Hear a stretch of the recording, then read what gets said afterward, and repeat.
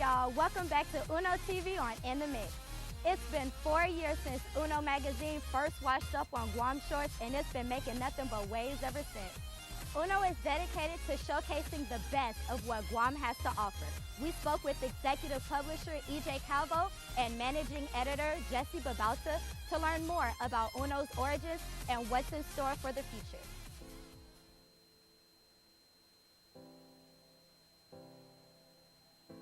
I think it started with, as most good ideas do, having drinks with a good buddy of mine, Nate DeKnight, and we both agreed that Guam needed a good magazine. We weren't satisfied with what was being presented at the time, and we decided to try to put together a concept that was going to take things to the next level. We pitched the idea, immediately got support, and we just went to town and worked hard on it, and 4 years later, we're still going strong. My first experience with Uno was when the mag first launched. I hadn't come back to Guam for about 8 years, and I was at 76, and I saw it on a rack, and I bought it, because I was like, man, what is this? This looks like a Guam version of Maxim, you know?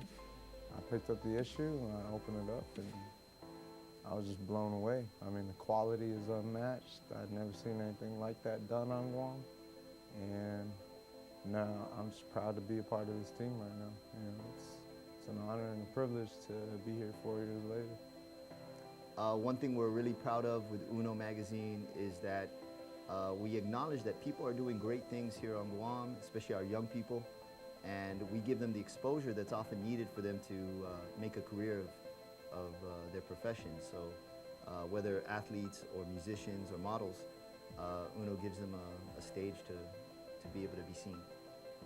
In the future, I only see Uno getting bigger and better. I mean, with social media these days, it's a portal for islanders, Guamanians abroad to get a taste of home, you know. Everything we do is local, we support local. And if you're looking for a taste of home, Uno's where it's at, so.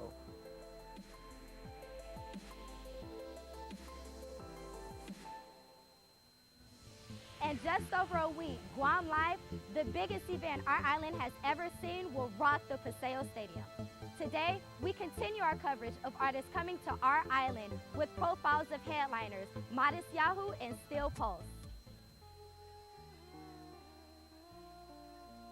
Two of the biggest legends in reggae, Modest Yahoo and Steel Pulse, return to our island this summer, ready to headline Guam Live, the biggest showcase of local and international talent to ever hit our shores.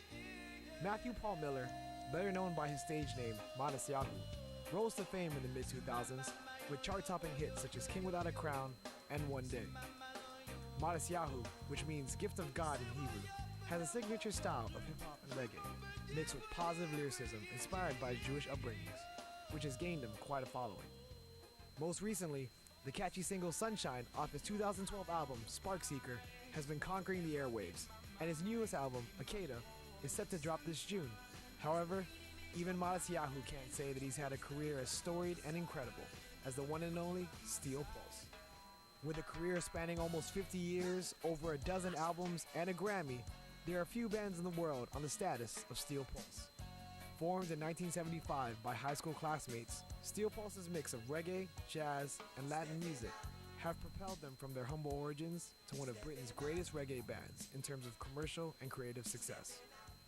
Their 1978 debut album, Handsworth Revolution, endures as a landmark effort in British reggae, and their 1986 studio effort, Babylon the Bandit, won them the Grammy Award for Best Reggae Album, making history as the first non-Jamaican band to win that category.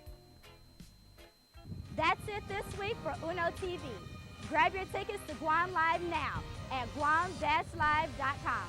Remember to catch Uno TV online by subscribing to Tropical Productions on YouTube and follow us on Instagram and Facebook at Uno_Guam. Thanks for watching, and we'll see you next week.